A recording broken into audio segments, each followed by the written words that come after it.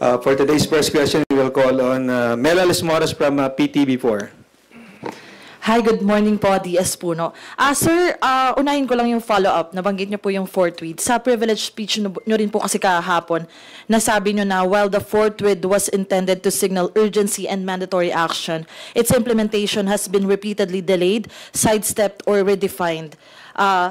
Kayo po, sir, with this proposal nga for constitutional convention, ano po ba yung nakikita nyong magandang maging hakbang para maisaayos tong particular word na talagang pinagtatalunan po ngayon patungkol nga sa issue ng impeachment? Alam nyo, sa mga proseso ng hudikatura, no, kadalasan may mga specific na period, no, na sinasabi. Magpa-file ka ng kaso, you have to answer within 7 days, 10 days of the filing. Normally nakalagay kung ilang araw, no? Yung forthwith kasi walang araw 'yun eh, no? So, dapat siguro sa mga provisions ng ating saligang batas relative to impeachment sa mga darating na panahon, ilagay na natin yung mga period, parang katulad ng kahit anumang proseso sa husgado, di ba? Lagyan natin ng araw. O, pagka nag-file yung Congress dito, kailangan within 7 days, umpisa na yung hearings. Ganon. Kasi pag malinaw na 7 araw, 7 araw yun. Yun, mahirap na sigurong i-forthwith yun. Di ba? Pero ang problema kasi, maraming mga salita sa ating saligang batas, hindi sinasabi talaga kung ano ang specific na ibig nilang sabihin. So, yan, halimbawa, yan, sa impeachment talaga, ang magiging panukala namin dyan, ilagay yung period. Talagang ilang araw, ilang oras, ilang linggo, talagang malinaw para wala nang pag-uusapan na kung kailan ba talaga yan. Di ba? Opo. And last na lang po from my end, DS Puno. Kung matutuloy itong itinutulak nating Constitutional Convention, sa inyong palagay, paano mas isusulong yung accountability sa government at paano mas mapupursue yung mga katulad ng impeachment or other measures para talagang magkaroon ng accountability sa mga opisyal ng gobyerno, sa mga ahensya ng pamahalaan? Alam mo, accountability is a moving thing. Di ba? Accountable tayo dapat araw-araw. Hindi lang sa mga kung anong panahon. So, maraming mga proseso dapat ipasok dyan to ensure accountability. Yung impeachment ay isa lang yan. Ang impeachment kasi inalagay yan sa mga taong mga constitutional officers, no, na hindi mo pwedeng basta-basta tanggalin. Di ba? So, constitutional officers, for example, hindi mo pwedeng alisin sa gitna ng kanilang mga termino bago matapos yung kanilang nakalaad na termino. Kaya nagkakaroon tayo ng impeachment. Meron din tayong proseso sa accountability na pupunta sa ombudsman na kahit anong oras pwede kaming mga public officials demandahin ng kung ano-anong kaso, dalhin sa ombudsman, nasuspindi rin sila doon. So accountability is all over the Constitution. It is all over our laws. I think that accountability is best served by people who demand it. No? Kasi kahit na may posibilidad na magkaso ka sa taong gumagawa ng hindi tama, kung hindi ka magkaso, hindi accountable yon. Kahit nandiyan yung proseso na will allow you or enable you to demand and expect accountability, kung hindi mo naman itulak yung proseso, wala rin mangyayari.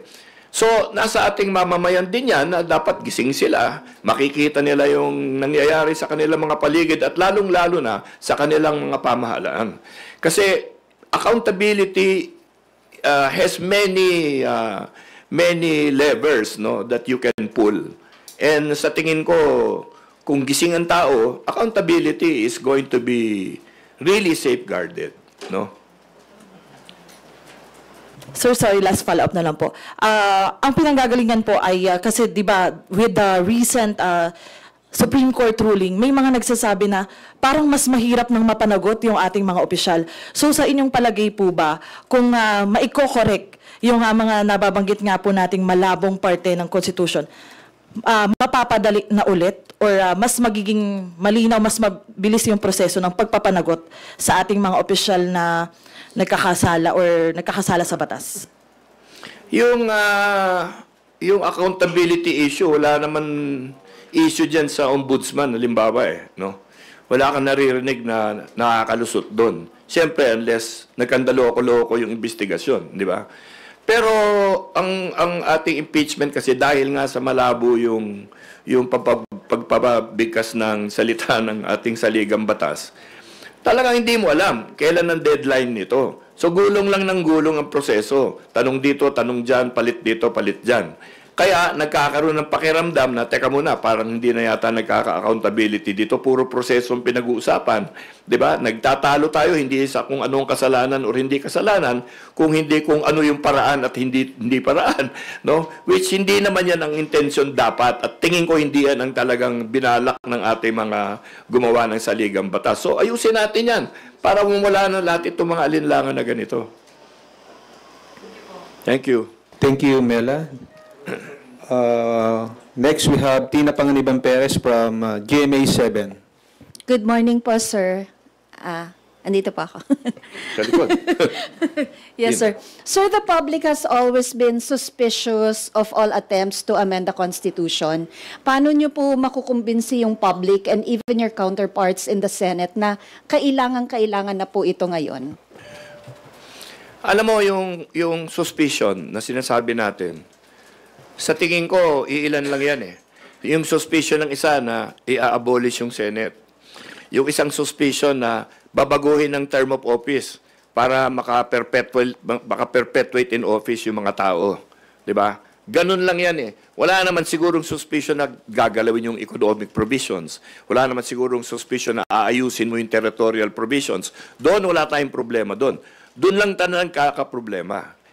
Ngayon, kayo ba, meron ba kayong problema kung magka-change in term of office? Siguro wala naman kasi hindi naman kayo mga opisyal, di ba?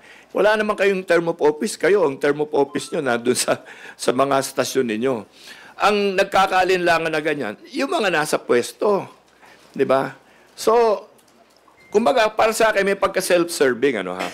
Pero ganun pa man, that's a reality, katotohanan yan, dapat natin harapin yan. Ako, personal, no, hindi naman ako nag-iisip na dapat gawin natin unicameral. Kasi nandito ako sa bicameral legislature eh. Diba? Sa tingin ko, okay ito. Ngayon, kung yan ang magiging desisyon ng ating CONCON later on, eh, tatanggapin ko. Pero hindi ako naghahabol ng kung ano-ano. Kaya hindi ako natatakot. Alam niyo, yung mga term of office, eh, alam mo, siguro, hindi naman tayo tatanda hanggang 100 kagaya ni Senator Enrile. So, hindi naman ako nag-iisip na para palawakin yung term of office. Pero ganun pa man, dapat tanggapin natin mga alinlangan yan ng mga tao na kailangan natin pumabor dito sa desisyon natin para sa CONCON. Ang sa akin ganito, pumapasok kami dito, dala namin ang panukala para sa Constitutional Convention. Wala kaming iniisip na specific na amyenda na gustong gawin. Ang proseso na gagamitin natin is, sa tingin ko, dapat katanggap-tanggap sa lahat. Alam niyo yung CONCON, dalawang steps yan eh. Unang-una, kailangan magkaroon ng joint resolution calling for a constitutional convention. Yung joint resolution na yan, kailangan yan is 2/3 vote. So, 2/3 vote dito sa House of Representatives at 2/3 vote sa Senado. Hindi ipagsasama yan, separate voting. Pag natapos na yan, magkakaroon tayo ng batas. Magkakaroon ng bill implementing law para sa Constitutional Convention. Anong ilalagay doon? Ilalagay doon kung ilan ang miyembro ng Constitutional Convention, saan sila kukunin, mga distrito ba yan, mga appointed ba yan, ganon. Ano yung mga magiging order of business ng Constitutional Convention? Di ba ilalagay mo ngayon doon? Sino ang gagawa ng order of business? Paano i-desisyonan lahat ito mga to? Rules of the House, in other words. Gagawa rin nun. So maraming pamamaraan sa tingin ko pagdating natin dun sa paglaad ng batas sa pagtatag ng Constitutional Convention na maaring lagyan ng safeguard para hindi magnervyos yung mga senador na ma-abolish sila or magnervyos yung gusto magpresidente na magpe-perpetuate in office yung mga ibang nandiyan na sa pwesto. Para mawala na yon kasi sila naman siguro gusto lang naman nila matuloy yung kanilang pagsaserbisyo at paglingkod sa ating mga kababayan, which is okay naman yon. That's a fair motivation to have. Pero kami dito na naglalapit nitong Constitutional Convention, ang iniisip ko, basta ang sa amin, dapat magkaroon ng Constitutional Convention. Ang gusto lang namin ayusin dito, yung mga vagueness, ambiguities, at yung mga hinakalimutan na banggitin dito sa ating saligang batas. Yung mga bagay na pagpapapalit ng form of government, etc., wala kaming planong ganyan at wala kami iniisip na ganyan. I'm sure maraming magkakaisip ng ganyan. Pero kung gusto ng Senado or kung sino man opisyal dito sa House, kahit saan, na limitahin nila yung mga pag-uusapan ng Constitutional Convention, siguro pwedeng pag-isipan yan. Para makagawa tayo ng isang batas, implementing law, pag na-call na yung Constitutional Convention, na makakasiguro ang lahat na yung convention na yan hindi tatalakayin yung mga hindi dapat, yung mga ayaw ng ating mamamayan na kanilang pag-usapan. So, paano yan? Hindi pa natin alam kasi siyempre dadaan pa yan sa maraming pag-uusap. Pero sa tingin ko may paraan kung paano natin gagawin yan. Doon tayo pupunta. Matapos natin makumbinsi lahat na magpatawag tayo ng Constitutional Convention. Di ba? Kung paano at anong gagawin pagkatapos nun, tsaka na lang natin pag-usapan. Ngayon, kung doon sa batas hindi nagkasundo kahit sino, hindi matutuloy yung Constitutional Convention.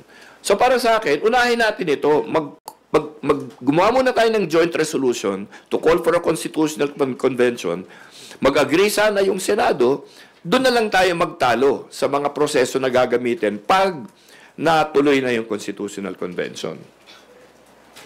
Sir, aside from yung issue sa forthwith, may iba pa po bang ambiguous provisions pertaining to the impeachment in the Constitution? Impeachment? Well, I'm sure kung buting tingin mo ng gusto yan, marami kang makikita. Nabanggit lang natin ng forthwith kasi nandyan lahat ng kontrobersya ngayon. Everything has to do with forthwith. Of course, may bago na naman na linabas si Justice Ascuna, yung eureka moment niya, na once instead of one. Isipin niyo, saligang batas natin ito, ang ating issue ngayon. Ano ba talaga ibig sabihin ng forthwith? You know? Nasa diksyonaryo, may mali yata ang diksyonaryo. So, ngayon mag-a-adjust pa yung diksyonaryo ngayon, maglalagay sila ng bagong definition ng forthwith. Tapos, one versus once.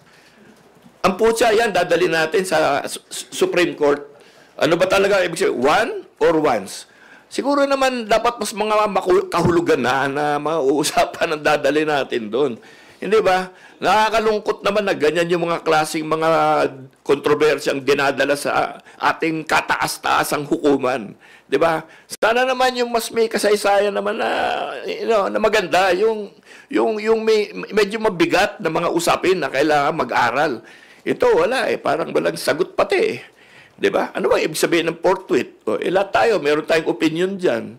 Di ba? Pero sinong makakadesisyon, ano ba talaga ibig sabihin yan? Wala So, ang gagawin natin, tanggalin na lang yan. Lagay na lang natin 7 days, 5 days, 2 weeks, kung ano man yan.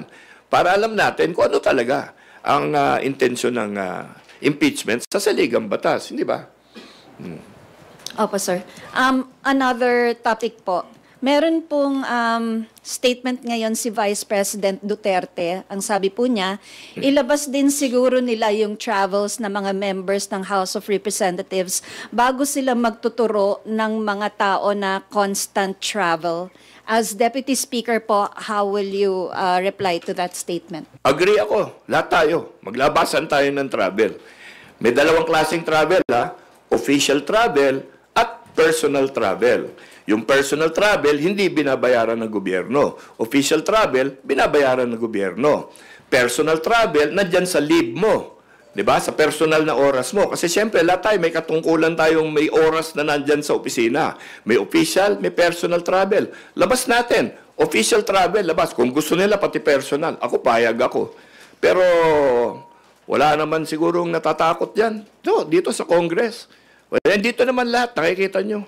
So, kung meron man nagbabiyahe, yun, sasabihin ko lang, sige, labas natin lahat. Official travel, labas natin lahat.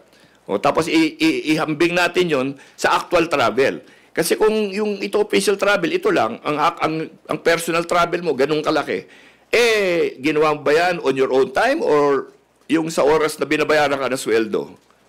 Diba? Gawa lang natin ng forma, papirmahin natin at ako, mauna ako, magpapile ako. Sir, sorry, what do you mean by magfa-file po kayo? Ng Nung report. travels nyo? Hindi, labasan kami ng dokumento kung sino anong travel namin. Opo, sir. Oo, payag ako. Okay, sir.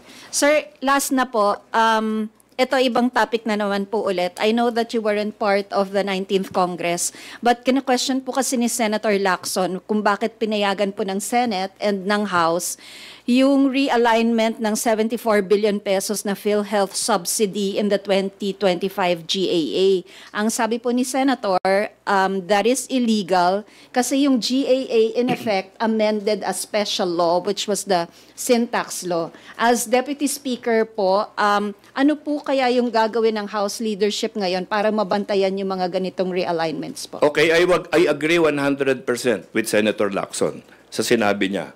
Talagang mali yung nangyaring yun. Ang akin lang talaga, siguro dahil dito, nandiyan na tayo sa budget season din, kahit na 2025 budget yan, kami sa partido namin, nagkasundo kami na hindi namin uumpisahan ang pagsuri ng 26 budget hanggat hindi namin naliliwanagan, hindi kami naliliwanagan sa lahat ng misteryong nangyari sa 2025 budget. Ito ang hindi naaalala ng tao.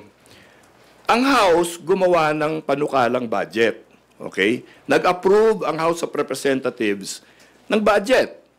Ngayon, sa budget na yon, kung titignan ninyo, nandyan lang naman, public document, pwede niyong kunin sa Secretariat. Hindi nawala yung PhilHealth budget. Intact sa version ng House. Hindi nabawasan yung Department of Education budget. Intact. In fact, mataas. Ang nabawasan dito sa House, yung Public Works budget. Okay? Tignan niyo yan. Yan ang pinadala sa Senado.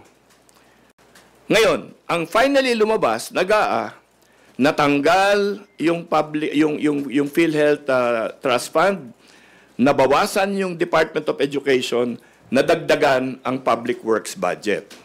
Ngayon, gusto namin malaman, sinong nagpalit nun? Paano nangyari yun? Sino talaga ang nagtanggal? Paano natanggal yung PhilHealth budget? Kasi alam ko, hindi dito sa House of Representatives yun. Dahil ang pinadala namin sa kanila, buo pa yun. Sino yung bumawas sa Department of Education budget, sa DepEd? Kasi pag alis dito sa House nun, kompleto pa yon, mataas pa yon. Kami yung nagbawas ng DPWH budget, sino ang nagdagdag ngayon yan? Alam ko, hindi nadagdag yan dito dahil pagdating dun sa Senado, bawas yun. Okay? Bukod doon, aalamin na rin natin siguro, ito na rin na kaya gusto namin tumulong din sa ating Pangulo na talagang sinisiyasat niya ng mabuti ito. At gusto rin natin lahat malaman ito. Sino ba ang nakinabang dito sa pagpalit lahat nito? Sino ang nakinabang sa pagdagdag ng DPWH budget?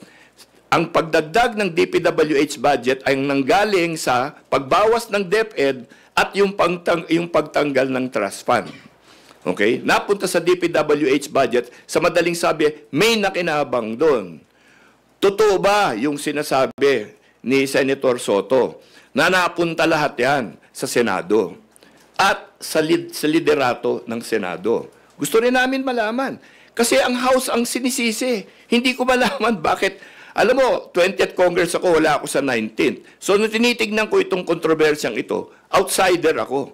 Hindi ko makita eh. Dahil andyan ang House version, pumunta sa Senado. Nagkalintik-lintikan doon, pagbalik dito, bakit yung House yung sinisisi? Okay? Gusto namin malaman yan. Kaya kami sa partido namin, hindi kami papayag mag-umpisa yung pagsusuri ng 26 budget hanggat hindi pa naliliwanagan lahat ng misteryo, mga himala na nandito sa 2025 budget. Yung mga kasama yung mga tinatanong mo. Sir, how will you make the senators who are involved accountable for this?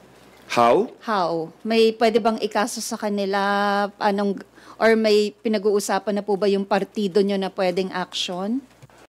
Ang partido namin, gusto lang namin maintindihan at maliwanagan sa anong nangyari. Hindi naman kami korte, hindi kami branch ng ombudsman, di ba? Ano lang kami, House of Representatives of our district, and our districts want to know what happened here.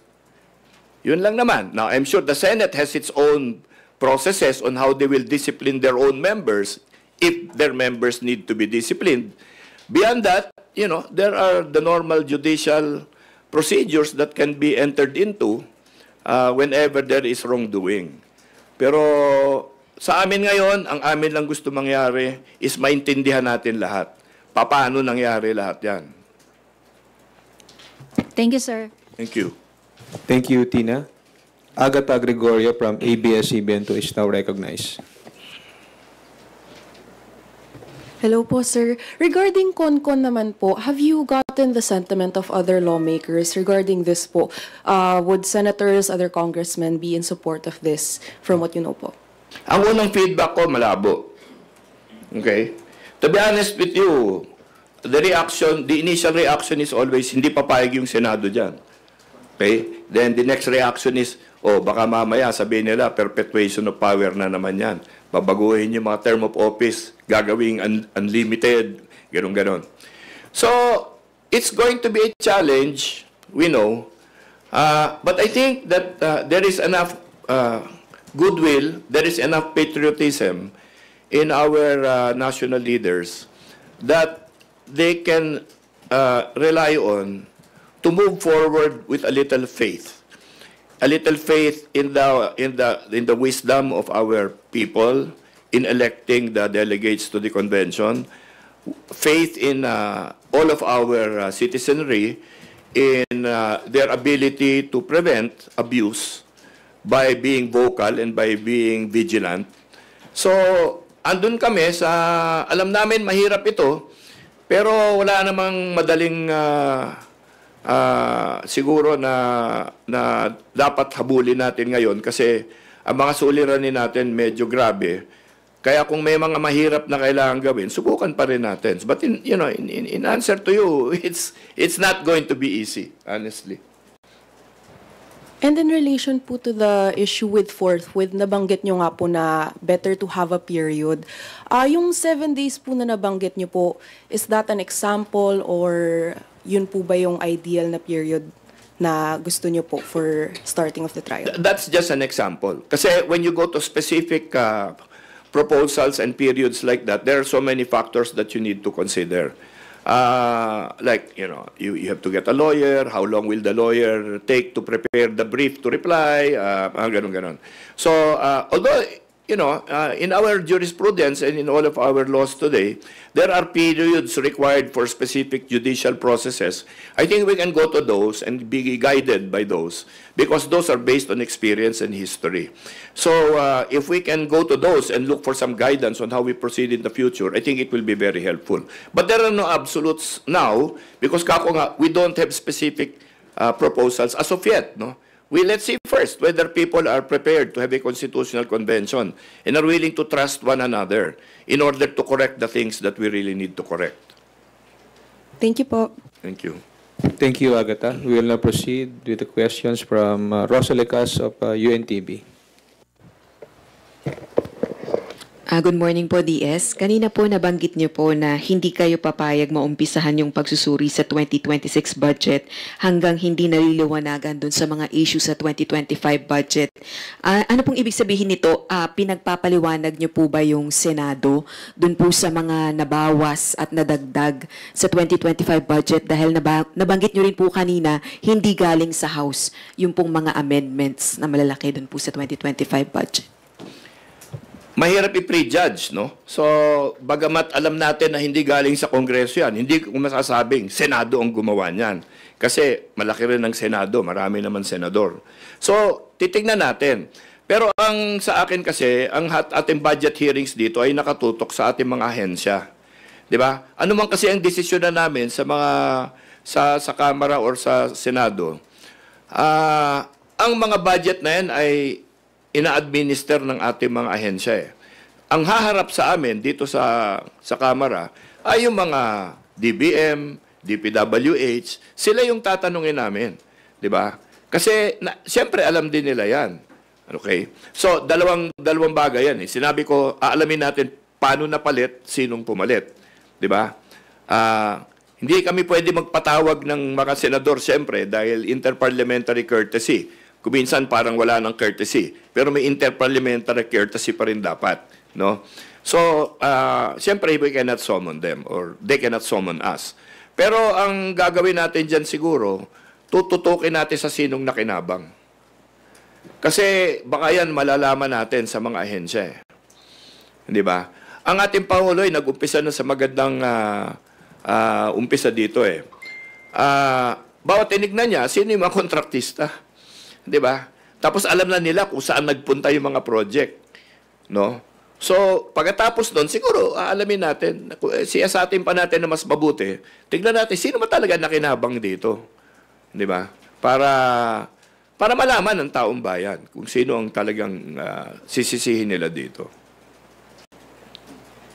Kunin na rin po namin yung sentiments nyo kasi kahapon po nag-reveal ang Pangulo na nasa 15 contractors po ang nakinabang dun sa 20% ng total budget para sa flood control projects ng gobyerno. Kung kayo po ba yung tatanungin, kailangan po bang magkaroon ng independent body para imbestigahan yung mga sinasabing involved dito po sa mga flood control projects dahil meron din pong mga accusations against congressmen na sila mismo ay kontratista rin daw po ng mga government-funded infrastructure projects? Dahil may mga kongresistang maaring ituro, ako tingin ko mag-umpisa ang investigasyon dito sa Kongreso. Kasi kung nakalatag na naman, nakalantad na, kung sino yung talagang mga sinasabing mga maaring may kasalanan dyan, alam na namin lahat yan dito. 300 naman kami dito. Ang sinasabing kontratista, ilan? 10. Ang contractor na ewan ko, 60, kung ano man sinasabi nila. Pero kung ikaw naman, congressman ka, contractor ka, nagka-investigasyon ng kontratista, siguro hindi ka nasasusubo doon. Diba? Kami naman, sa liderato ng Congress, hindi rin kami papayag. Teka muna, delikadesa na lang, nababanggit ka dito, pwede ba, huwag ka na muna sumali dito sa entablado, diyan ka sa baba. Diba? So, ganun ang gagawin natin. Kasi we have to first, I think, allow our internal rules and our internal discipline to work. No? Kasi naman, halimbawa, nag-investigasyon kami dito, pwede naman kami mag-recommend sa ombudsman na mag-file ng kaso eh. Bakit? Just because kasama namin dito, hindi kami magre-recommend na mag-file ng kaso. Kung may kasalanan yan, talagang papailan namin ng kaso talaga yan. Di ba?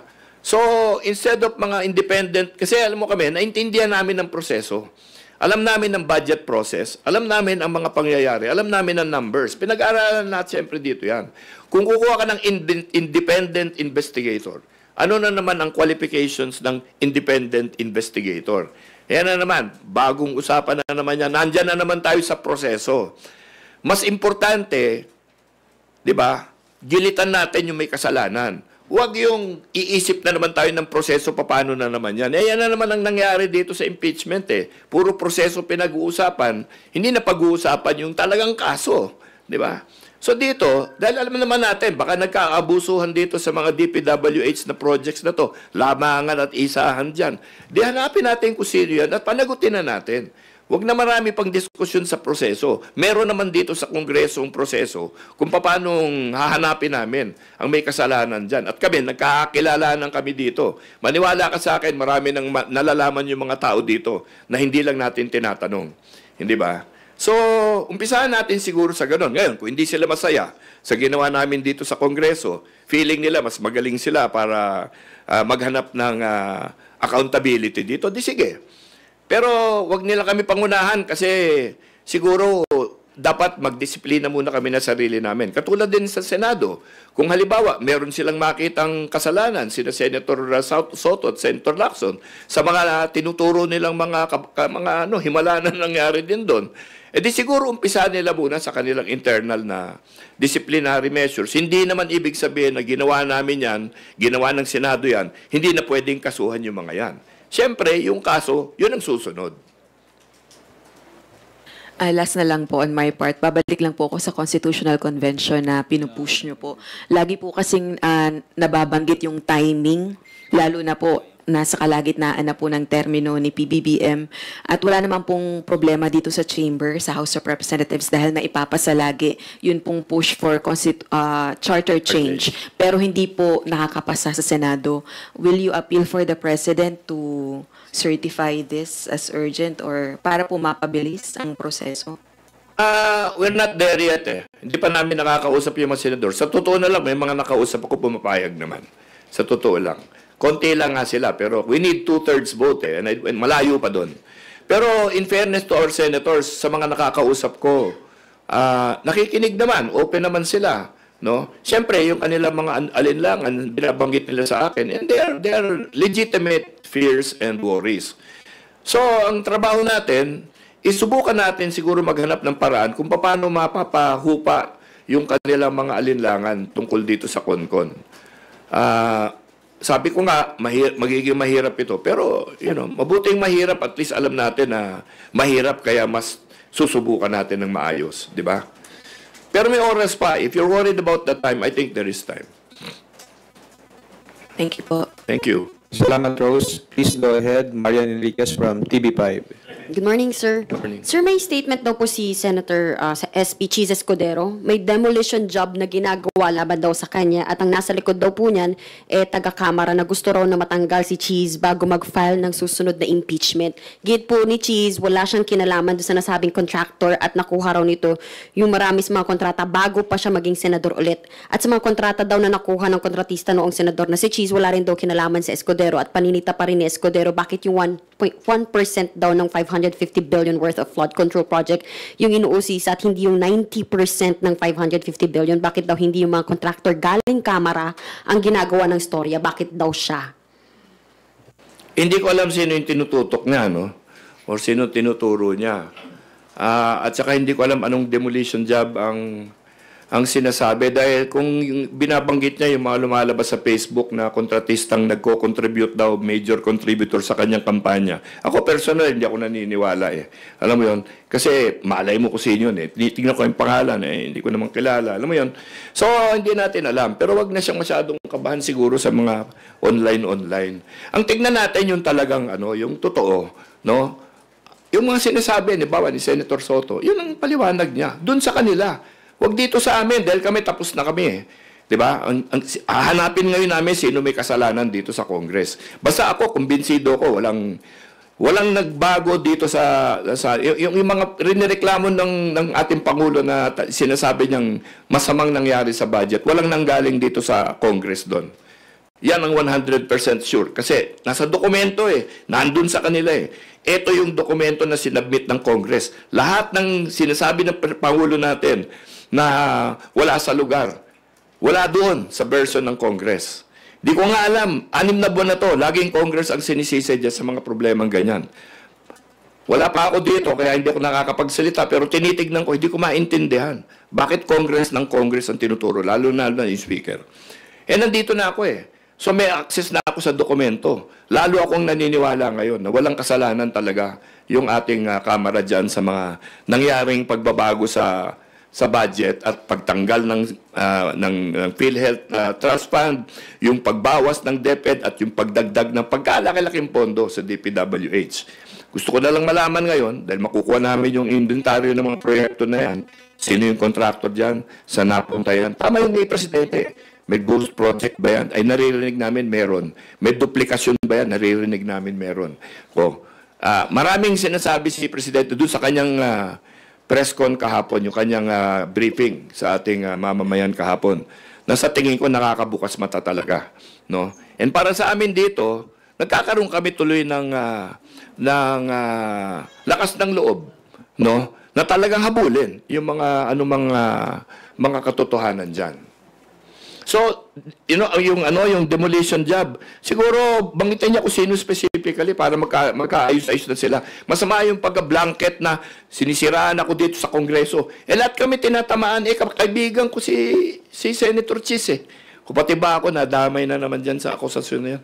Hindi, walang ganyanan. Wag natin lalahatin. Siguro banggitin niya na kung sino yun para at least magkasagutan na sila. Message niyo po kay SP Cheese. Yun na po yung message niyo kay SP Cheese bilang kaibigan. May Message Mensahe niyo po kay SP Cheese.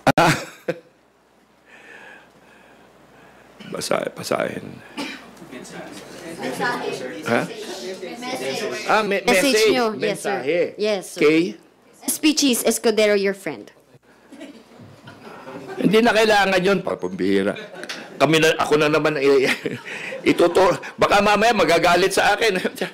Hindi, sa akin lang talaga. Sinabi ko na, di ba? Kung meron siyang nalalaman, ituro niya na kung sino. Para hindi naman nalalahat. Sir, Yun ang message. kaugnay lang din po yan si Baguio Mayor Benjamin Magalong, no? Very vocal din po siya dito sa mga sinatawag nga pong kontratistang mga kongresista. And sinasabi po niya, even though yung ginagamit na ng mga mababatas, kahit yung mga asawa o anak nila bilang peking contractor, tapos may mga contractor ginagamit ng mga congressman daw bilang front. Meron din pa nga dyan, binibigyan daw ng royalty yung mga front contractor. Una-una, no, pag sinabi mong congressman, sapul yung Senate, sapul yung House, no? Pero kaya lang, ang tao, pag sinabi mong congressman, House ang tinitignan. Alalahanin natin na pag sinabing congressman, kasama yung Senado dyan. Di ba? Pero kay Mayor Magalong, alam nyo, si Mayor Magalong, matagal ko nang kilala yan. Nakasama ko yan nung ako nasa DILG at PNP siya, sa SAP at saka sa CIDG. Ano yan, maginoong tao yan, de prinsipyo at lahat. Ang narinig kong huling interview niya, sinabi niya na naghihintay lang siya, napatawag siya ng kung sinong gagawa ng inquiry dito para mabanggit niya lahat ng detalye na yan. Pero sa pagkakakilala ko kay Mayor Magalong, alam niya talaga yan. Alam niyo, hindi nagbabluff yan. Pag sinabi niyang may pangalan siya, may pangalan siya. Pag sinabi niyang may detalye siya, may detalye siya. So, ako, inihintay ko rin. Ako, sabik ako para marinig ko anong sabihin ni Benji. Dahil, alam mo, isa yan sa mga dapat talagang pakinggan natin. At ako, siguradong papakinggan ko siya. Sir, ano pong asahan namin kayo po bilang as Deputy Speaker and matagal nyo na rin po kilala si Mayor Magalong and yung sinabi po nyo na hindi po nang babluff yan, inihintay nyo po kung sino yung mga papangalanan niya. Kayo po ba, will you be supporting kung ano po yung mga ilalabas niyang ebidensya and wala pong sasantuhin kumbaga ang liderato ng Kamara? Siyempre, si Mayor Magalong, kasi galing sa CIDG yan, pag magpipresenta ng ebidensya yan, ready for filing yan. Diba? Kasi sa CIDG, ang papel ng CIDG sa PNP, sila naghahanda ng mga kaso. Sila gumagawa ng case build-up. So ano kaya ang ginagawa ni Mayor Magalong ngayon? Ako, I'm just speculating. Di man naman kami nag-uusap pa recently. Tingin ko may case build-up siya dito sa mga ganito. Kasi marami siyang binabanggit na porsyento, binabanggit niya na hinukay dyan, imbis na 6 meters, 1 meter lang. May detalye talaga. At pag binanggit niya yung detalye yun, sigurado ako, may ebidensya siya doon. So naniniwala ko kayo, sir, na meron nga pong mga nasa 60 plus daw ng mga kongs or yung mga sinasabi po niya, yung claims po niya na may mga kongresistang kontratista? Kong and senators, yes.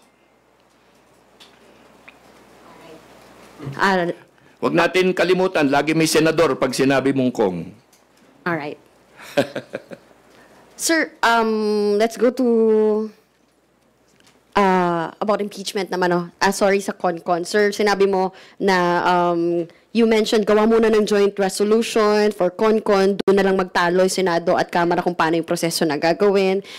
Pero sir, gaano po kayo ka-optimistic na, magkakaroon ng pondo para dito, lalo na sinasabi nga, and nagiging pag-CONCON po kasi sinasabi nila kailangan paglaanan pa ng pondo when in fact, sinasabi na economic managers, napakalita lang po ng fiscal space natin, wala tayong budget, kumbaga, kung another budget for that. And paano rin po natin masasabi nga na makakapag-reach tayo rin, kumbaga, doon sa point nga po na yung Senado at Kamara maaring magkasundo when in fact, yung recently na lang po yung wage hike, hindi po nagkasundo sa kung 100 o 200 pesos. Paano po kaya, sir? Well, yung pagsusubok na makarating kami sa isang kasunduan, laway lang ang investment natin doon. Di ba? Laway siguro konting kape. Di ba? Ganun na lang muna. Ngayon, pag nagka-agree kami, nagkaroon ng batas, tapos nagkaroon talaga ng kongreso, siyempre ng CONCON, magkakaroon ng konting budget dyan. Pero halimbawa sa halalan, ako tingin ko, hindi na dapat computerized election. Total, 1 per district ang mangyayari dyan. Pwede na siguro yung manual election. Pagkatiwalaan na natin ang ating mga teacher, no, na sila na lang mamahala sa election dyan. Total, siguro hindi yan katulad ng normal na election na daming pangalan. Ito isang pangalan lang eh. Di ba? So, kayang-kaya ng mga teacher yan. At saka, siguro, wala namang gagastos ng 100,000,000 para maging con delegate kasi sakit ng ulo trabaho yan eh, di ba? So, patriotism ang magiging kapital nila dyan, hindi pera. So, ako ay naniniwala na yung election ng mga delegado kung magkaroon man, hindi naman magiging masyadong magastos. Dahil nga ganon, ima-manual natin. Ngayon, yung pagka nandun na sila at mag-ooperate na yung CONCON, hindi naman tayo gagawa ng bagong building. Marami naman sigurong building na pwedeng pasukan ng mga 300 na tao or 400 na tao na magiging kasama dyan sa CONCON. Hindi naman 5 taon yan. Lalagyan natin ng limit yan. Halimbawa, 1 taon. No? Dapat tapos na yung trabaho nila. Diba? Kasi sa akin kasi, wala namang masyadong debate. Grammatical error nga yung papalitan natin, yung ayusin natin, yung mga ambiguous, mga double meaning, tatanggalin natin yun eh. Hindi naman, editing lang yan muna. Hindi naman masyadong maraming substantive changes. Ngayon, kung yung senador at congressman gusto nila maglagay ng economic provisions, kung ano man yan, tsaka na yun. Pero sa tingin ko, hindi magiging masyadong mahal yan dahil hindi nga permanente. Yung CONCON, 1 taon lang yan. Hindi katulad yan Senado, Congress, naghahanda ka sa mahabaang panahon na gagawin nila. Kaya tuloy-tuloy yung secretariat, walang patid na serbisyo yan, kahit na walang session. Ang CONCON, ibang usapan yan. So I don't think expense is going to be a major consideration when we have a CONCON.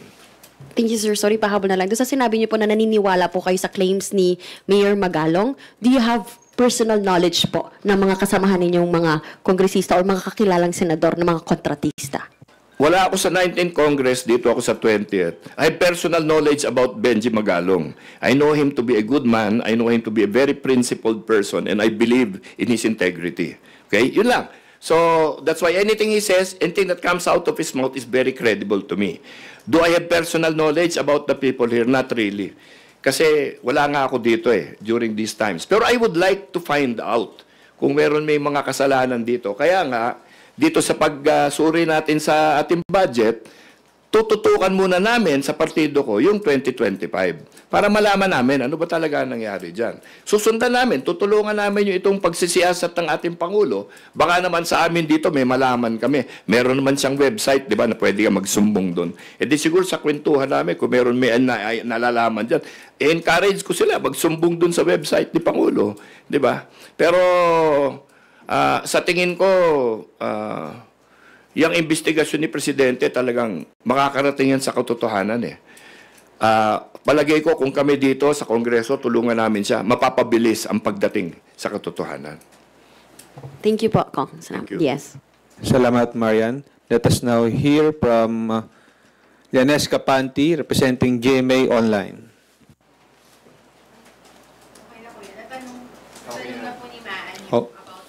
Okay, thank you. We will now go to Milky Rugunan from DCRH.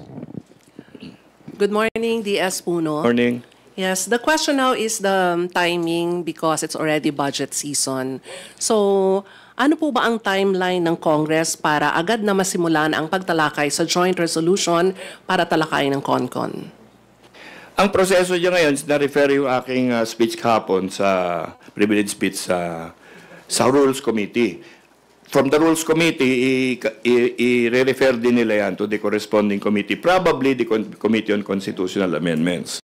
Pagdating sa Constitutional Amendments, mag-uusap-usap kami. We will report to Chairman Rufus Rodriguez. Siguro mag-uusap kami ni na Congressman Garbin para tignan namin kung paano namin marireconcile yung aming proposals. Kasi siyempre, ideally, isa lang ang ilalabas ng Committee on Constitutional Amendments.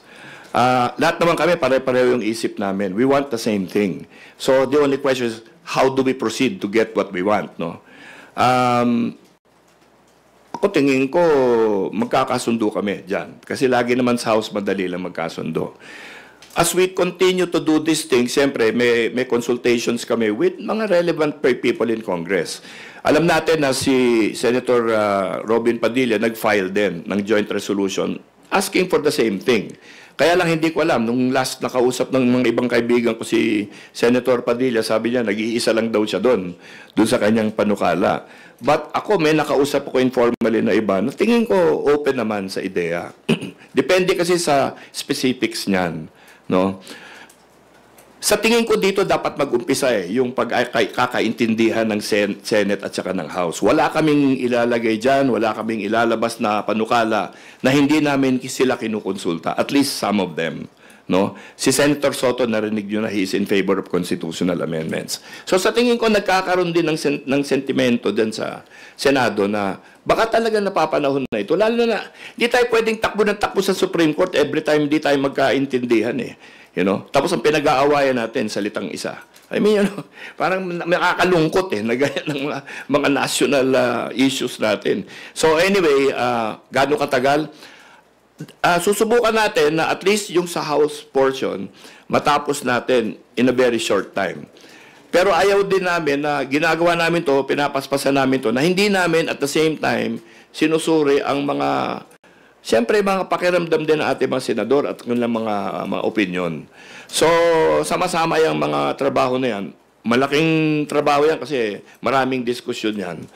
But, totoo, we have to convince the senators that we are sincere in our effort to come up with a constitutional convention that will unite rather than disrupt.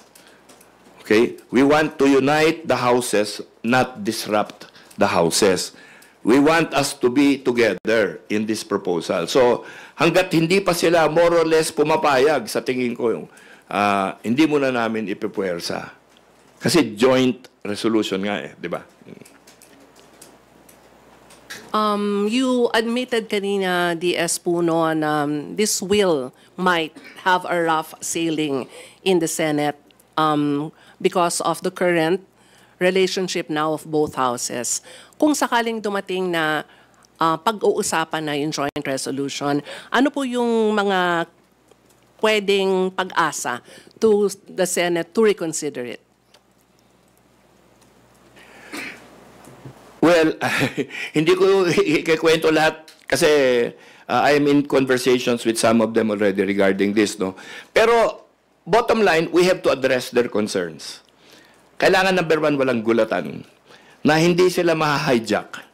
Alam niyo, ang laging sinasabi ng tao, pag nag-umpisa ka na ng CONCON, kahit ano pwedeng pag-usapan ng CONCON. Actually, hindi totoo yan. I don't believe that to be true.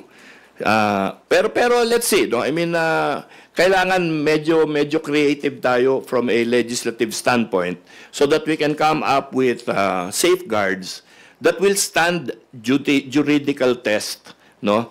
Kasi kailangan kung ano man ang mga solusyon na gagawin natin para walang gulatan diyan, hindi pwedeng gibain ng mga kaso, ng mga Supreme Court decisions, ng mga whatever, no? Mga presumptions to the primacy of a CONCON because of the plebiscite. Dapat, you know, i-navigate natin lahat yon para at least kung may sinabi kami sa kanilang, hindi natin dadalhin itong CONCON sa ganyan, makakapagtiwala sila na totoong sinasabi namin. Thank you. Salamat, Milky. Next is Big Sumintak from Net25. Days po na magandang hapon po. Umaga pa pala. Sir, just a follow-up lang doon sa layunin ninyo sa CONCON na aminado naman kayo, rough sailing siya, mahirap kasi since time immemorial nung planuhin ng pag-amyenda sa Constitution, hindi talaga nagtagumpay, di ba?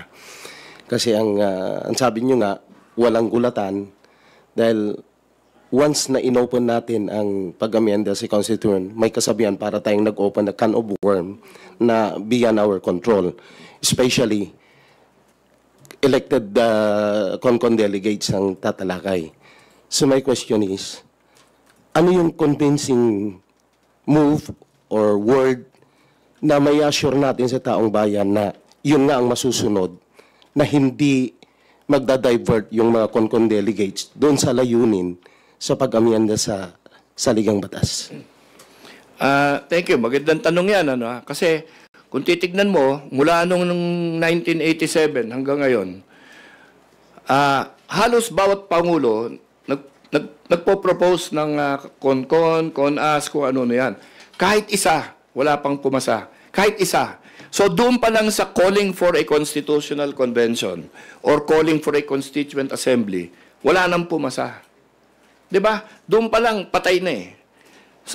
So ang tingin ko, hindi tayo nakarating doon sa lugar na pwede natin sagutin yung mga tanong mo. Okay? Kasi yung mga tanong mo have to do with paano yung i-implementin yung CONCON. 'Di ba? Ilang delegado 'yan? Gaano kadalas magmi-meet 'yan? Gaano katagal yan magiging CONCON? 1 year, 2 years? Mga detalyeng ganun. Kasi katulad ng House of Representatives at Senado, di ba hindi lang membership, number, period of sessions ang nandyan, pati may House rules, di ba? Meron mga limitation ang House eh. Di ba? Hindi kami pwedeng gumawa ng batas na hindi babalik sa Senado for confirmation. Diba? Hindi pwedeng mag-approve ng Senado ng kahit anong gusto nila na hindi babalik sa House for confirmation. Mga ganun na proseso kasi never nakarating doon yung diskusyon sa CONCON. So ako tingin ko, pag nakalampas tayo dito sa call for a constitutional convention at nag-usap na yung mga senador at congressmen doon sa pamamaraan, sa detalye kung paano gagawin yung constitutional convention, baka magkasundo kami, baka pumayag na sila. Di ba? Hanggat hindi tayo makarating doon, hindi natin malalaman kung ano ba talaga yung garantiya na matutuwa sila, na mapapanatag sila na pwede ng ganyan, di ba? Na hindi na tayo gugulatin dito, hindi na i-abolish yung Senado, ganyan. Kasi sa totoo lang, marami naman sa congressman, ayaw din ng parliament, ayaw ng unicameral. Marami talaga. So hindi lang yung mga senador, di ba? Tingin ko marami rin sa ating kababayan na ayaw din talaga ng parliamentary at ayaw ng unicameral. So ganun yun eh. Hindi naman lahat tayo kalaban natin ang Senado, gusto natin lahat. Hindi rin ganun yun eh. So pero hindi natin alam yan kasi hindi tayo nakarating doon sa batas na maglalahad kung paano matutuloy yung CONCON. Okay, another follow-up, sir. Alam naman natin na since time immemorial nga, tuwing tatangkain natin, laging may duda. So, dito ba sa pinaplanong joint resolution ng both houses in the election of the CONCON delegates, lalagyan nyo ba siya ng safeguard na, ang isipan kasi ng taong bayan, ang tatakbo ka, mag-anak din ni congressman yan, kamag-anak din ni senador Lalagyan ba ng safeguard na with a certain degree of consanguinity, bawal tumakbo ito as CONCON delegates in order to protect yung sinasabing hinala ng taong bayan na interest din lang ng mga nakaupo dyan ang masusunod. Kung tayo makarating doon sa batas na nagsasabi ng mga ganyan, yung mga qualification ng mga delegado, kung ako personal, lalagyan ko ng ganyan. Di ba? Pero ako nga, ang problema natin never nakarating dyan. In the 40 years na pabalik-balik na proposal on CONCON, CONAS, PI, kung ano-ano, walang nangyayari, never nakarating doon. Sa kung ano magiging itsura, ano magiging pamamaraan, ano magiging proseso ng ating CONCON. Kailangan lumampas muna tayo dito sa mag-agree ang Congress at Senado na gumawa tayo ng CONCON. Pag nag-agree ng gano'n, hindi naman automatically magkaka-CONCON na.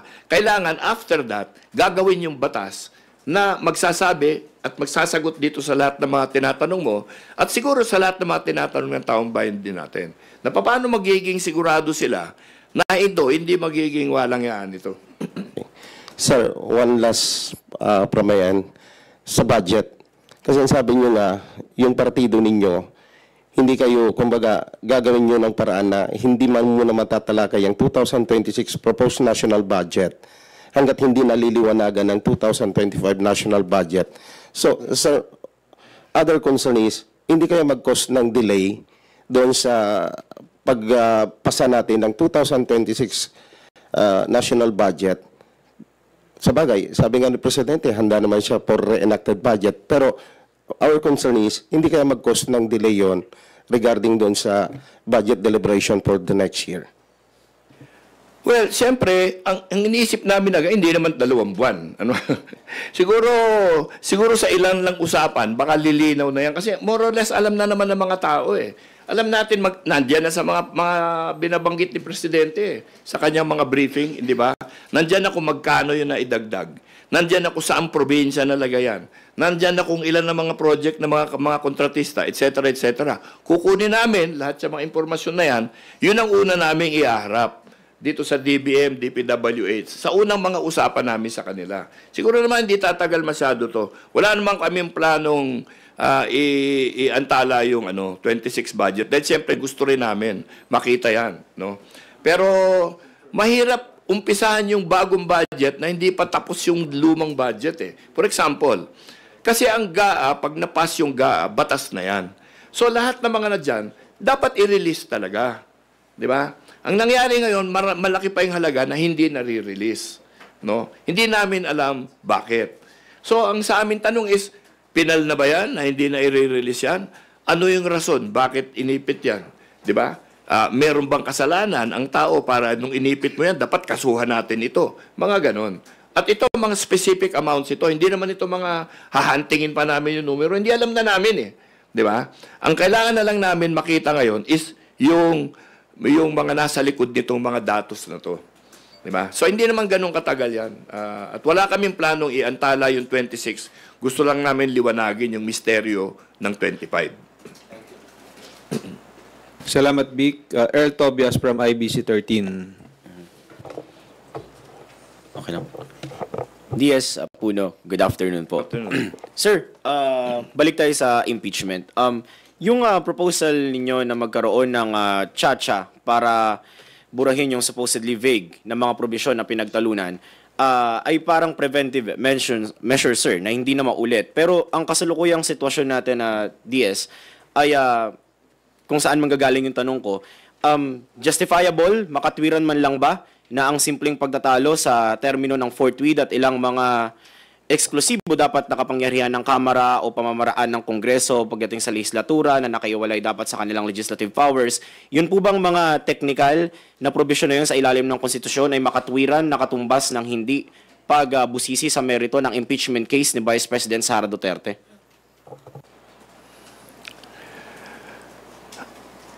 Medyo complicated yung tanong mo kasi maraming premise. Pero dadaling ko lang dun sa paglabas ng mga ebidensya tungkol sa kung ano man ang kasalanan ng kahit ano, ng kahit sino. Yung mga ganyan naman, sa tingin ko dun sa Quadcom, marami nang nailabas dun eh. Alam na ng taong bayan kung ano yung karamihan ng mga paratang, di ba? Ang makikita mo lang kung may proseso tulad ng impeachment is yung mga bagay na protektado ng privacy laws, ng fund banking secrecy laws, ganyan-ganyan, pwedeng maisatabihan. No? Pwede mong isabpina from an impeachment court lahat ng mga ebidensya, dokumento, etc. na hindi mo nalalabas sa pangkaraniwang pamamaraan. Okay? So, dapat nakakasagabal ba yan dun sa paglabas ng katotohanan? Siyempre. Siyempre. Diba? Kaya gusto namin matuloy yung impeachment. Hindi dahil may inaaway kami. Dahil hindi naman sa ganun. Matapos lang ito. Kasi pag dumaan yan, di natapos ito, di wala nang problema. Ang problema ngayon, dahil napakalabo ng panahon, ang daming mga issue na umiikot-ikot, let's say matigil man itong impeachment na to at na-deny yung motion for reconsideration ng Kamara. Ang dami na nagsasabi. Doon pa lang sa Senado, sinasabi nila pag natapos yung 1-year period, magpapile ulit sila ng impeachment. Alam mo yun? So, hindi naman matatapos itong problemang ito. Kaya ako sa tingin ko para sa peace of mind ng lahat, tapusin na natin ito. Labas na natin lahat ng ebidensya kung meron man. Diba? Para malaman na natin yung katotohanan. Itong laban away-away dito, tungkol dito sa kung saan ba yan, yung fourth tweet, ano ibig sabihin, yung Congress, ang dami mga dispute na really are procedural na wala naman talagang masyadong saysay, di ba? nawawala, tama ka, nawawala dito sa mga away-away sa proseso ang talagang pinakabase nitong lahat ng mangyayari ngayon na kung meron bang nagkasala or hindi. Di ba? Yun lang naman yan eh. So sana matapos na yan at mapunta na tayo doon. Pero kung matigil man ito, kung ano man ang mangyari, ang dami na magsasabi. Next year, ulitin din nila yan eh. Yun ang malungkot kasi hindi matatapos yung issue pa ulit-ulit. Sir, last question from my end. Bilang yun na rin po yung naging sagot niya as part of the House leadership, susuporta po ba kayo sa refiling ng impeachment case ni Vice President Sara Duterte sakasakaling madina yung MR ng Kamara? Sabi ko nga, wala ako sa 19th Congress, andito ako sa 20th, pero pinanood ko yung mga Quadcom, no? Siguro pag dumating ang panahon, susuriin ko yung yung ebidensya na hindi ko pa nakikita. At kung sa tingin ko kailangan talagang ituloy yan, siyempre sasali ako doon. Pipirmahan ko talaga kung ano man impeachment resolution gagawin. Salamat, Earl. Gablalu from Philippine Daily Inquirer. Sir, good afternoon, sir. Afternoon. Yung dahilan po kung bakit gusto nyong i-amend yung Constitution is due to inconsistencies and ambiguities. But I just want to know, sir, if you are aware or kung totoo ba yung mga usap-usapan noon na nung ginagawa yung 1987 Constitution, the framers had the unicameral Congress in mind. And then, nag-shift to bicameral kaso hindi na address yung mga words, yung terminologies. Tama po ba yun, sir? Yes, that's correct. Tama yun. Sinabi ko nga kanina yun na kaya nga ang daming yung a vote of Congress, hindi sinabi kung Senator House. Majority of Congress, hindi sinasabi. All members of Congress, hindi sinasabi kung Yun naiwanan yun Kasi nagmamadali na sila sa dulo. So, all of the mga previous provisions of the Constitution that applied to a unicameral, hindi nila na-correct. Kaya ngayon, dapat i-correct natin. Kasi, for example, binanggit ko kapon, JBC, Judicial Bar Council. Isipin niyo ang daming membro niyan. Yung Congress, one member. So, ang senador at yung congressman, o yung representative, palit-palit every 6 months.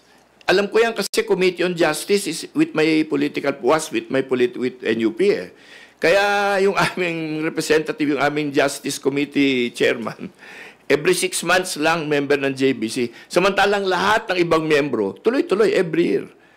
The whole year sila hanggang matapos yung kanilang term. So palagi ko hindi naman siguro balak ng mga gumawa ng konstitusyon na yung halal na congressman or senator maging kalahati lang ang kanilang termino sa isang appointed na abogado na rekomendado ng IBP. Di ba? Siguro naman hindi naman yata pantay yung labanan dyan. Sir, can we possibly bang specify natin na para maali yung fears ng mga tao na ito ang babaguhin namin, yung wordings, yung gagawin lang natin consistent yung Constitution, plus yung sinasabi ni Congressman Garvin na amendments article, ayun sa territorial, pwede bang sabihin natin na within that scope lang para matapos na yung mga constitutional amendments at hindi na ma-open for other matters like economics or yung term extension? Posible ba yun, sir? Kung tatanggapin ng Senado yun, gagawin namin yun. Yun nga yung sinasabi ko Conforme sa kung anong papaniwalaan nila wala naman akong planong gawin unicameral or parliamentary yung ating pamahalaan. Di ba? Yan lang talaga, yung unang ating layunin dyan is talaga, correct talaga, yung mga grammatical errors para mabawasan yung Supreme Court cases ng pagkadami-dami na puro ganito yung pinag-uusapan. Di ba? So, yeah, yan ang plano. So, whether or not papayag sila, yan ang hindi pa natin nalalaman. So, kami naman, ngayon, nakikipag-usap na kami sa ilan mga senador. Sinasabi ko nga, kayo na yung gumawa ng implementing rules. Kung saan kayo masaya, basta tatanggapin na lang namin yung plano ninyo. Kung dun sa rule, yung after mag-agree kami na we will call for a constitutional convention, dadating ngayon yung batas na magdi-describe kung anong membro, paano yung paraan, etc., anong agenda, ganyan. Di sila lang gumawa. Kasi ang kailangan lang naman gawin yan, yung gagawin na batas na ganyan, kailangan hindi pwedeng baliktarin na naman sa Supreme Court. Na sabihin, hindi pwedeng mapuwersa yung CONCO na gawin yan dahil just because yung batas ganyan, kasi separate body na yan. Ganon. Kailangan pag-aralan nyo na hindi pwedeng baliktarin yung batas na gagawin ng Senado at ng Kamara tungkol dito sa specifics ng CONCON. Thank you. Salamat, Gab. We will now hear the questions from Dwight De Leon of Rappler. Magandang umaga po, Deputy Speaker. Solo effort niyo po ba yung panawagan ng Constitutional Convention? Ito po ba ay may backing ng Speaker or nag-usap po ba kayo ni Speaker Romualdez? Siyempre, bago ko ginawa ito, marami akong kinausap. Ideya ko lang ito, siyempre. Pero kinausap ko yung partido ko muna. Sinabi ko sa kanila, itong sasabihin ko. No? Binigyan ko sila ng ideya. Sabi ko, may objection ba kayo? I mean, meron bang problema dyan? Wala naman. Kinausap ko si Speaker. Sabi ko, itong plano ko, may objection ka ba? Sabi niya, hindi. Kung that's your, kung yan ang paniniwala mo, tuloy mo yan. Ganyan. Then, nakiusap din ako sa ilang senador. Tingin mo ba, napakatanga ko kung gagawa ako ng panukalang ganito? Wala na bang pag-asa to talaga? Kabubuhan lang ba itong gagawin ko? Hindi, sabi nila, tuloy mo. O di, tinuloy ko. O ngayon, sana hindi ako linuloko noon. Sinabi nilang hindi ako magbubukan tanga pagkatapos. Hindi ba? Oh. Pero may commitment po ba kayo natanggap from NUP or from Speaker Romualdez himself na sige, pag final mo yan, yung resolution na yan, the House will be all out in supporting you? May ganun po bang commitment? Siguro sa NUP lang. Sa NUP. Kasi kami sa NUP, meron kaming usapan Pag party stand, lahat kami sasama. Kasi alam nyo naman, may history kami dito. Pag hindi sumama sa party stand, nasisibak no? So, ito party stand ng NUP ito. Pero hindi pa ng House, wala pang commitment si Speaker. Wala pa. Pero tingin ko okay na umpisa na yan kasi ibig sabihin, seryoso kami. Seryoso kami.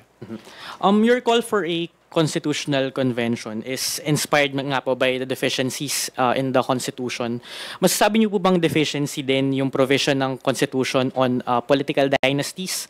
And are you willing to touch on that topic given na kayo rin po ay galing sa isang political family was led the first district of Antipolo for 2 decades now? Dynasty din kami. Of political family. So, ayun po. Hindi, sa akin personal opinion, no? Hindi ko alam if that should be even put in the Constitution. That's my personal opinion. Kasi nobody has ever explained to me what a dynasty means Kasi dynasty sa mga yun sa mga ibang mga types of government yun na hindi halal. Alam mo yun, yung anak ko, parang sa monarchy, yun, dynasty yun, di ba? Dito halal kaya hindi ko alam kung matatawag mong dynasty yan. Lamangan, siguro, sasabihin nila, pero hindi ko alam kung it applies, no? So, I don't know. I don't think at this point that's one of my biggest concerns. Kung meron silang opinion dyan, di pag-usapan nila sa CONCON sa akin, okay lang lahat yan. Kasi hindi naman, demokrasya tayo Wala naman na napasok sa posisyon nila dahil dinesisyon lang ng tatay Di ba? Nangailangan ng boto lahat yan. So, para sa akin, kung kahit nasabihin mo, hindi, pero dahil kontrolado nila yung lugar, ganyan, et cetera, et cetera. Sige, so paano mo pipigilin yon? Yung ginawa mo, naglagay ka ng term limits, tapos nangyari, asawa, anak lang pumapalit sa kanya. Kaya nagkaroon ng isip na dynasty talaga. Kung hindi mo pinagbawal yun, hindi mo dilinimit ng 3 terms yan, di siya pa rin siya kahit na 20 taon. Dynasty ba yun? Sa Amerika, marami sa mga senador doon namamatay na sa trabaho sa tanda. Alam mo yun?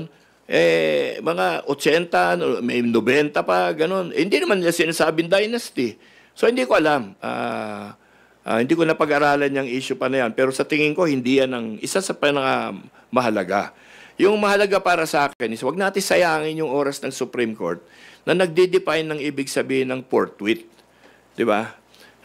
Or yung one or once. Napakababaw naman ng mga ganyan na issue para dadalhin mo pa sa Korte Suprema na napaka-aral na tao. Hindi ba? So, yun lang. I mean, yung aming objectives here are modest, but I think meaningful. No, I think it will remove a lot of doubt. Yung binanggit dito na dahil unicameral, naging bicameral, ang dami na iwanan, ang daming natatamaan na mga batas dyan. Kasi on the vote requirement, And every time may boto, yung natalo dun sa botohan na yon, aakit na naman sa Supreme Court, i-question na naman yung voting method. Di ba? Pan-delay lang, ganon.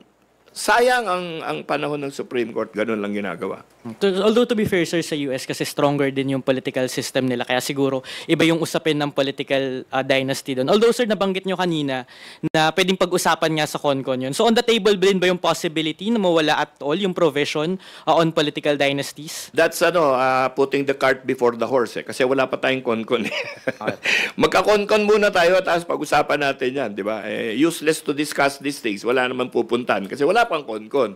So pag may CONCON na, then we can talk about anong pag-usapan doon. Pero right now, wala ka naniniwala matutuloy itong CONCON. No? Totoo na lang sa inyo lahat. Ilan ang naniniwala dyan matutuloy ito? Tingin nyo lahat sa akin, nag-aano lang ako eh. Medyo nalilito lang ako eh. Di ba? Ano na naman ang naisip nito? Hindi. Pero ako tingin ko, alam niyo sa buhay ko naman, marami naman sinasabi nilang sinubukan kong gawin yung imposible. Yung iba naman doon nagawa ko. Alam mo yun? And on another topic po sa flood control, dun sa nilabas na listahan kahapon ng Pangulo, isa doon SunWest, another Hi-Tone. Yung SunWest, it's a company co-founded by Congressman Zaldico.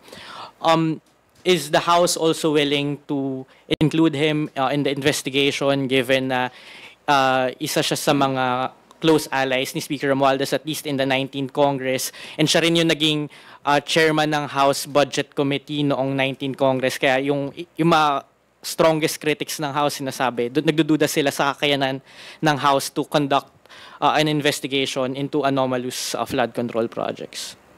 Hindi ako close sa kanya. Pero ang sasabihin ko sa iyo, we will get to the truth of it. I mean, at least ang partido namin yan ang aming desisyon. Now, we want to see really what happened here. And para hindi na maulit. Yun lang naman yun eh. So, ibig sabihin ba nun, DS, yung mga kongresistang involved, will they be invited to the committee hearings? Will they be allowed to speak? Hindi ko alam. Again, cart before the horse. Hindi ko alam eh. Pero, tignan muna natin. Siyempre, ang aming hinaharap dito sa hearings, yung ahensya. Di ba? Bago kami maghahabulan ng isa't isa, tignan muna natin anong makukuha natin na impormasyon dyan sa kanila. Okay po. Sige po. Maraming salamat po. Thank you. Salamat, Dwight. Next is Haji Camino from Brigada News. Sir, magandang hapon po. Good afternoon. Sir, balikan ko lang po yung binanggit nyo kanina regarding sa travel ni VP Sara. You've mentioned that kayo po ay willing na maglabas ng inyong mga dokumento, travel documents, and you're willing to sign. And then tingin niyo wala namang congressman na matatakot na pumirma at maglabas ng kani-kanyang travel documents. So bilang paglilinaw, hinahamon din po ninyo si VP Sara na ilabas yung kanya. What if hindi po maglabas si VP Sara ng kanyang mga travel documents? So ano po yung dapat na gawin sa kanya or paano po ito makakaapekto sa kanya? Una-una, hindi ko binring up ito, tinanong nyo lang sa akin, di ba?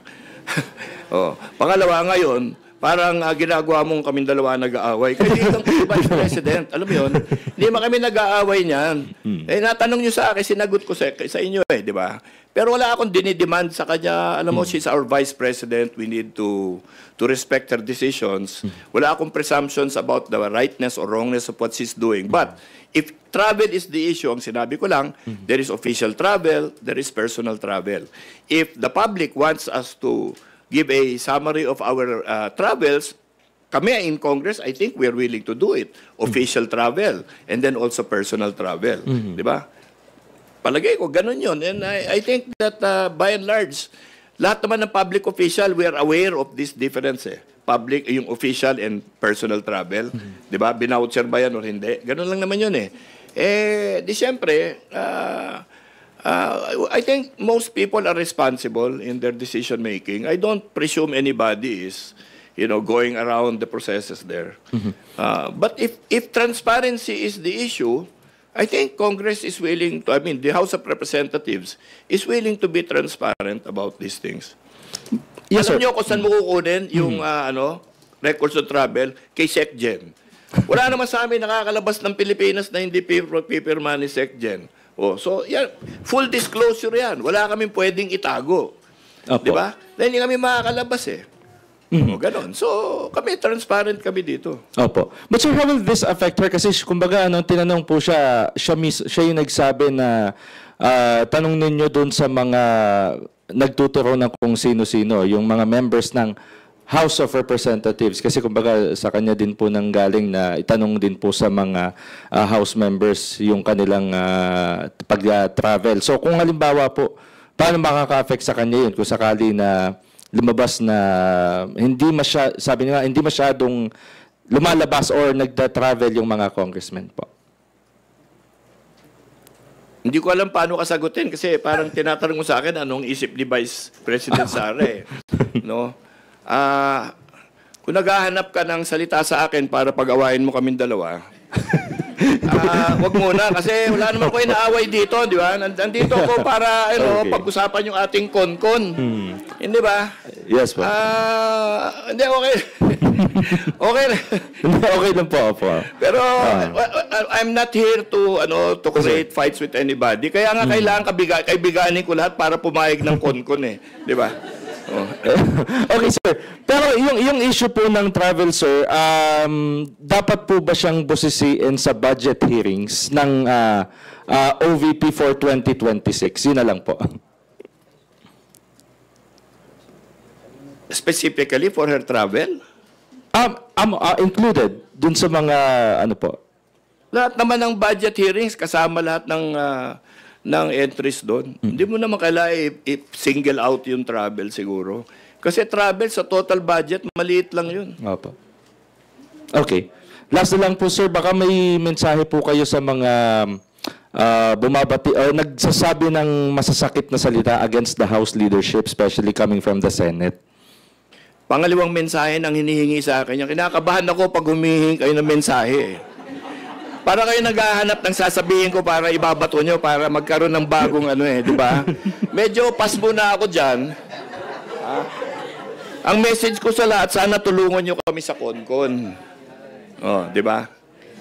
Sa lahat ng senador, kay BP Sara, maganda ang layunin nitong Konkon na to, sana tulungan mo kami dito. Ganun na lang. Thank you, sir. Thank you so much po. Thank you. Salamat, Haji. Red Mendoza from Manila Times. Please Hi, go Kong. ahead. Hi, DS. Good afternoon po. Kong, sabi niyo you want to talk with the Vice President on the Konkon matter, pero sinabi niya last year sinabi yun, ha? Hindi, sinabi niya po kasi last year na wag daw muna mag-focus sa charter change. Mag-focus daw muna sa issue ng bayan, pagkain. Kasi last year kasi, ito yung quote niya, sinabi niya na yung nangyari sa People's Initiative last year, yung issue ng pirmahan, kapalit ng pera, I mean, that was one of the big issues nung last year's push for charter change. Sabi niya, lutasin muna daw ang kahirapan, mataas na presyo ng pagkain, kawalan ng trabaho, pahanap buhay, seguridad. How can you convince the Vice President na, of course, she's very against charter change kung initiated ito sa House, especially kung ang push nito is possibly to expand the terms of lawmakers? Or kung ano mang, kasi nung 19th Congress, questionable na yung move to push the charter change eh. What more pa dito sa 20th Congress, Kong? Wala naman yung Vice President sa kailangan gawin na House resolution joint resolution. So I will be approaching the senators, and the congressmen, syempre, to get this joint resolution passed. So, yun muna kasi sila naman ang involved dyan. Pero the Vice President has lots of supporters. And her message saying na wag niyong papayagan ng charter change meaning a lot to her supporters. Parang close ka na sa kanya kaya tulungan mo na lang ako sa kanya. Hindi naman po, Kong. Thanks for the compliment, Kong. You're making it easy. Pero, yun nga, Kong, kasi again, the Duterte supporters are very much against any move to charter change kasi nga, it might perpetuate, yun nga, they're scared of perpetuating anyone from the House of Representatives, Speaker Martin Romualdez. Kasi ayoko rin nagpe-perpetuate ng tao actually, sa totoo lang. Kaya pag may kon-kon tayo, sana hindi malagay yun. Sana hindi masama. Ayun, that's clear. Kung lasa lang on my part, kasi may bagong survey ang Okta Research saying na medyo na unchanged yung self-rated poverty o yung kahirapan from 42% in April to 45% in July. Food poverty medyo tumaas from 35% in April to 43%. Ang sinasabi nila na medyo naghihirap sila. Pero yung self-rated hunger o yung sinasabing gutom sila, it's still stable, pero Mindanao had self-rated hunger dropping by 19 percentage points. Ibig sabihin, bumaba yung mga nagsabi sa Mindanao na sila ay gutom, self-rated hunger. So, comment lang po Kong, kasi of course, isa sa mga priorities ng House of Representatives is to resolve the crisis in food, hunger. Okay, this is a worldwide problem. Diba? Hunger is a worldwide problem.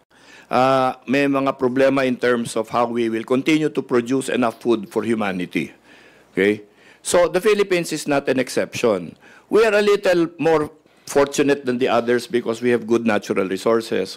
We have a strong agricultural tradition in our country, no? And people actually have a high level of working together. So it's a real problem. It will be always a problem. But dito sa atin ngayon, the efforts are being focused through the Department of Agriculture, which is being tasked with increasing production in places that production has dipped already. Alam niyo, yung rice production natin has been constantly dipping over the years. The number of farmers in the country has been constantly reducing. And all of this kasi, you know, modernization has brought about opportunities for people that belong in the rural areas, and they are able to get better income, better opportunity, and a better future, actually, through education and through many things else. Kaya lang, it's good that right now the administration is refocusing on the need to constantly assure the people of a food supply. And then nakikita nyo naman, maraming bangga-banggaan dyan sa mga policy on whether you tax rice or you don't tax rice. You import rice or you don't import rice. We are the biggest rice importer in the world. Kaya, kasi tayo lahat, puro kumakain ng kanin eh. So that's why it has become the focal point of this battle against hunger.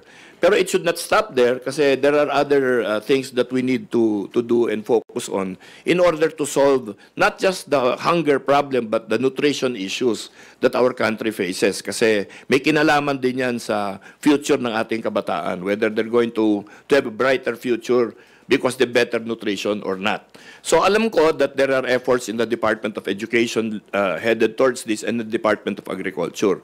Kami dito sa Kamara, all we can do is applaud and cheer the good moves and try to go against the bad moves. So, ang gagawin namin dyan is, siyempre, we are going to question the Department of Agriculture on what their plans are to reply and answer to this. We will look also into the Department of Health and see what kind of nutrition measures they want to put into place to make our next generation a healthier one. So, that's one of the biggest challenges now if you're a legislator.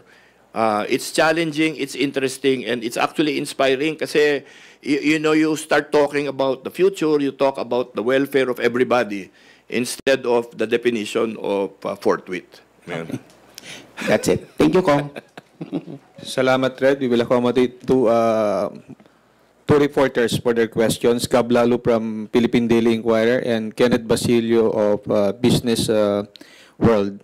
Gab, please proceed. Sir, sorry, nakalimutan ko lang yung tanong. Kasi noong 2023, nung nagsisimulang pag-usapan yung charter change dito sa House, si former Chief Justice Renato Puno suggested hybrid CONCON wherein yung may elected members and then appointed para raw hindi makapasok yung mga members ng dynasty lang. Agree kayo sa ganong proposal, sir?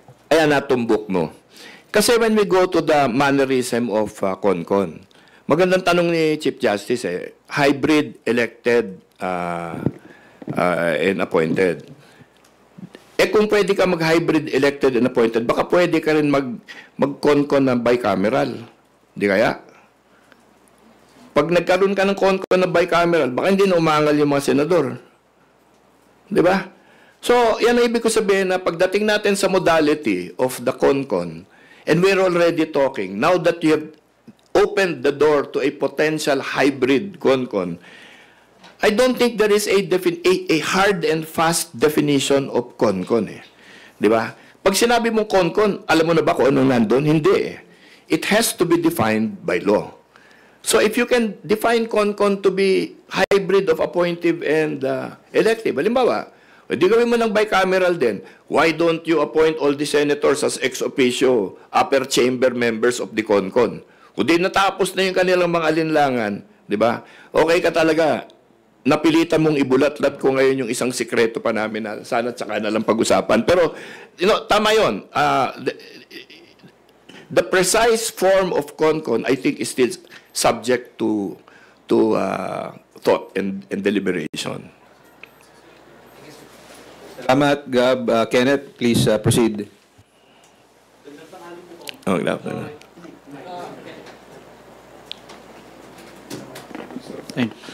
Previous charter change efforts have repeatedly faltered in previous Congresses. What will you do differently this time to help push your proposal forward? Go into earlier widespread consultation with the people that have problems with CONCON and try to find solutions to their apprehensions. Yun.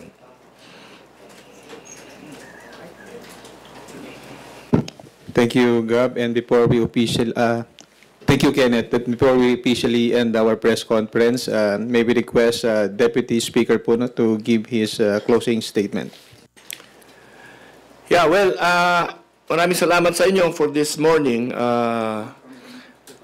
It's been a very interesting exchange with all of you. It's going to be a long year. So nakikita ko, we are going to be facing so many disputes, so many problems, so many controversies in the coming year. We have to be, I think, we have to continue to be steadfast in what we want to do. We need to escape all of these controversies. We need to set aside all of our differences. We have to find a way to work together as a country, as different parties under our democracy. Hindi tayo sasucceed if tuloy-tuloy itong ganito na atmosphere na nobody trusts anybody and everybody attacks everybody else. Sana matapos na yan. Kami naman dito sa 20th Congress, sisikapin namin na mabago namin ang mga bagay-bagay na yan.